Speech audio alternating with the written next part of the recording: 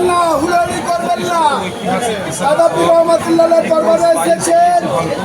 ইসালের সাহাবী প্রান্ত থেকে, বিভিন্ন রাজ্য থেকে এবং বিভিন্ন দেশ থেকে এবং আমার রাজ্যের বিভিন্ন জেলা থেকে আগত মেহমানদের দরবার শরীফ থেকে পরিবারের তরফ থেকে মুজাদ্দিদ ইত্তেহাদিয়া ফাউন্ডেশনের তরফ থেকে আমি সকলকে মুবারকবাদ জানাচ্ছি। তার সাথে সাথে প্রত্যেকের কাছে অনুরোধ করব, আজকে আপনারা সকলে দরবার শরীফ এসেছেন, না খেয়ে দেওয়া শেষ জন্য আমরা সকলে বাড়িতে রওনা দিচ্ছি। সকলে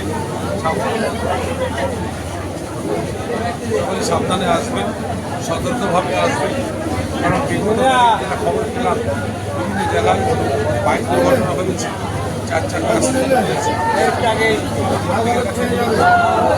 যখন বাড়ি থেকে রওনা দিচ্ছে আপনারা দেবেন প্রত্যেকে হেলমেট ব্যবহার করবেন, সাথে সাথে গাড়ি কাগজপত্র ঠিক রাখবেন, সাবধানে আসবেন।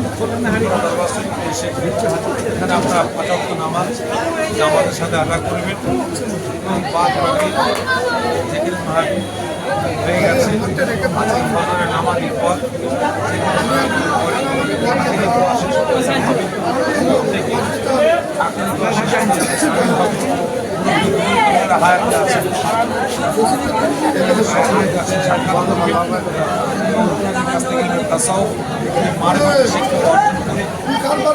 শিক্ষা নিয়ে বাড়িতে গিয়ে আমরা সেই শিক্ষাটাকে আপনার কাজে পরিণত করবেন, জিন্দেগি তৈরি করবেন। আল্লাহ পাক আপনাকে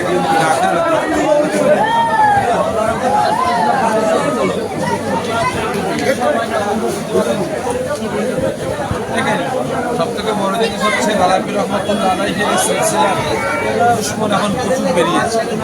কিছু কিছু দুশ্মন তারা বলে ফুলফোড়ায় ফুলফোড়ায় সব ক্ষীর, ফুলফোড়ায় গিয়ে দরকার নেই, ফুলফোড়ায় যাওয়া চলবে না, নানান রকম কথাবার্তা বলে। অনেক মানুষকে তারা রোকার চেষ্টা করেছে। আজকে আপনারা দেখেন না, এই গত 3 দিন লক্ষ লক্ষ মানুষের জমায়েত হচ্ছে ফুলফোড়া দরবার শরীফে।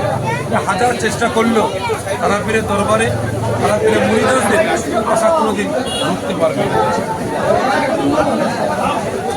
রুখতে পারবে না। যতই যাই করুক না কেন, যতই যাই করুক রুখতে পারবে না। এরা শুধু দূর থেকে তারা পীরের সিলসিলা অধ্যয়ন করবে, এদের অভ্যাস, এদের খাসিয়াত। স্বগত ঘনিষ্ঠ সোশ্যাল মিডিয়ায় পোস্ট করছে দিদির ভিক্ষা ছাড়া এই 3 দিন ব্যাপী জলসা হয় না, কি বলবেন? দিদির ভিক্ষা ছাড়া 3 দিন হবে জলসা হয় না, জলসা হয় না। কে ভিক্ষা দিতে বলেছে? কে ভিক্ষা দিতে বলেছে? আমরা তো ভিক্ষা চাইনি, ওরা তো নিজেরা চেয়েছে, আমাদের কাছে আসছে অনুদান দেওয়ার জন্য। কজন চেয়েছে? আজকে তুমি যখন আমার কাছে দিতে এসছো, দিবার মতো দাও, দিবার মতো দাও। একটুখানি দিয়ে তিলকে তাল বানিয়ে পূজা করে তো কোনো লাভ হবে না। তথায় আজকে ফুলফোড়া শরীফকে কেন্দ্র করে অনেক মানুষ রুটি শাখার চেষ্টা করছে। আমি আমার দাদা পীরের ভক্ত মুরিদদের বলবো, সতর্ক থাকবেন, সাবধান থাকবেন। সামনে ইলেকশন আসছে, যারা আমরা জনগণ আমাদের পক্ষে থাকবে, দেশের পক্ষে থাকবে, দশের পক্ষে থাকবে, যারা আমাদের হয়ে কথা বলবে আমরাও তাদের পক্ষে দাঁড়াবো, তাদের হয়ে কথা বলবো। যারা আমাদের ব্যবহার করবে আমরাও তাদেরকে ব্যবহার করবো।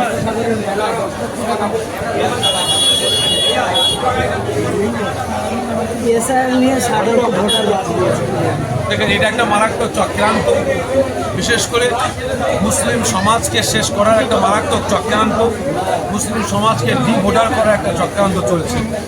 বিজেপি সরকার 2014 সাল থেকে যেদিন মাসনাদে বসেছে তারপর থেকেই একের পর এক আমার দেশকে বিক্রি করার চক্রান্ত করছে, দেশের সংবিধানকে নষ্ট করে বেড়াচ্ছে।